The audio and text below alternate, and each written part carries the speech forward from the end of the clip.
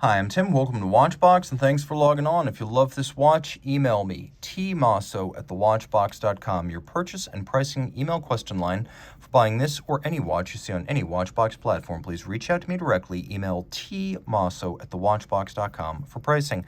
Today, we're discussing the Seiko Presage SSA379. Now, this watch is stainless steel, 41.8 millimeters in diameter, 12.9 millimeters thick, and from lug tip to lug tip, it is 48.6 millimeters with a 20 millimeter spacing between the lugs. The 379 is a large dress watch, and as you can see on my wrist, which is 16 centimeters in circumference, it has a commanding presence for something that doesn't have a drop of sporting blood in its system. This is Seiko's idea of high-style elegance, albeit in a larger scale for more modern tastes. You can see that it's probably thin enough to fit underneath most jacket cuffs, but not all sleeves, and it is quite broad across the wrist, so I'm going to recommend you have a wrist of at least 15 centimeters circumference to wear this watch.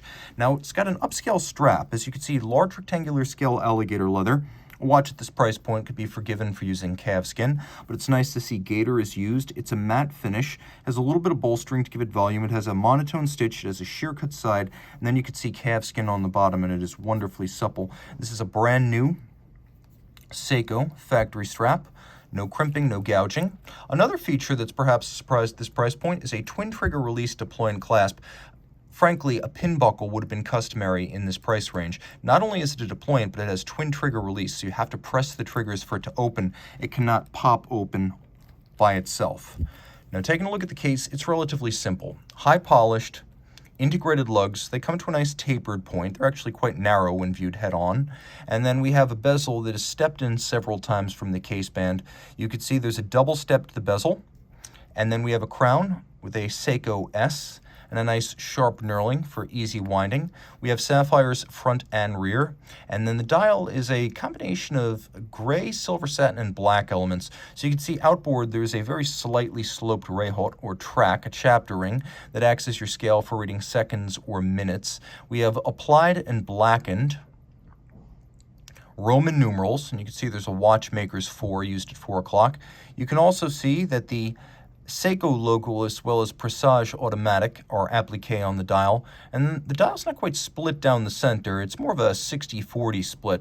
You have a very traditional set of concentric silver scales over on the 9 o'clock side, and then you have this chevron-like repeating motif in 2 different shaded fashions. You also have a small dental molding-like profile in between the chevrons. Now, there's a lot to love here before we get to the open heart escapement. So the bridges have been cut away so you can see the escapement and the balance and the hairspring more easily from the dial side. It has its own little polished, satinated, and polished bevel chapter ring. And then we have a 24-hour dial, and it's important that you don't mistake that for a second time zone. That is literally permabound to the local hour hand. So for example, right here, I know whether I'm looking at 6 p.m. or 6 a.m. because I can see it's 1800, so it's 6 p.m. Now, turning the watch over, you can see the movement.